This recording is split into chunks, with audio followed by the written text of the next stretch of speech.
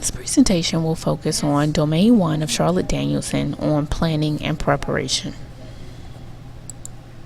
Domain 1 describes how a teacher organizes the content students are supposed to learn and how the teacher designs instruction. This domain covers all aspects of instructional planning, beginning with a deep understanding of content and pedagogy and an understanding and appreciation of students and what they bring to the educational encounters. Today we'll focus specifically on 1F, which is designing student assessment. This component has several elements, the first being congruence with instructional outcomes, the next Criterion Standards, design of formative assessments, and lastly, use for planning. To get a better understanding of these elements, I'd like to look at the rubric and focus specifically on effective and highly effective teachers. If you will take out a highlighter, I want you to notice the keywords that differentiate between the levels and think about why certain terms were selected and how they can actually be observed in a domain that most people think you can't see.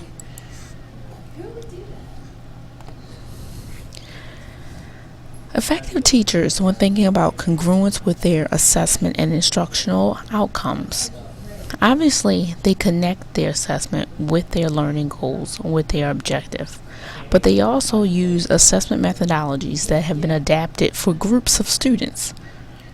A highly effective teacher is going to fully align their assessment with the instructional outcomes through both content and process. So think about that for a moment. If you're teaching a lesson and you have had students using sentence strips to go through the entire lesson, a highly effective teacher might actually include the sentence strips as a part of the assessment because that's been used as a part of the process. In addition to that, a highly effective teacher is going to adapt for individual students. Notice the difference here between those two areas. Now let's look at Criterion Standards. The criteria and standards for the assessment are clear, which probably means that in this case, the teacher is going to design assessments that include a rubric so that students don't have to guess about what criteria the teacher is using to assess those standards. A highly effective teacher also has criteria and standards that are clear, but there is evidence that students have contributed to their development. So in this case, maybe the students came up with the rubric. Designing formative assessments for highly effective teachers.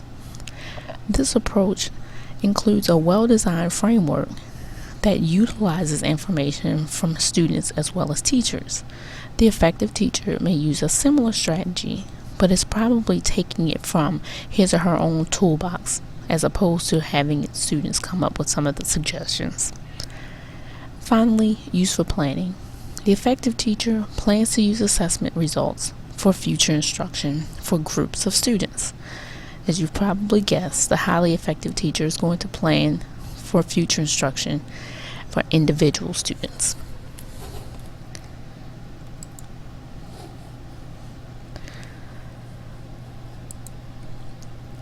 Take a moment to watch a video on how to use and design instruction and relate that to your assessments.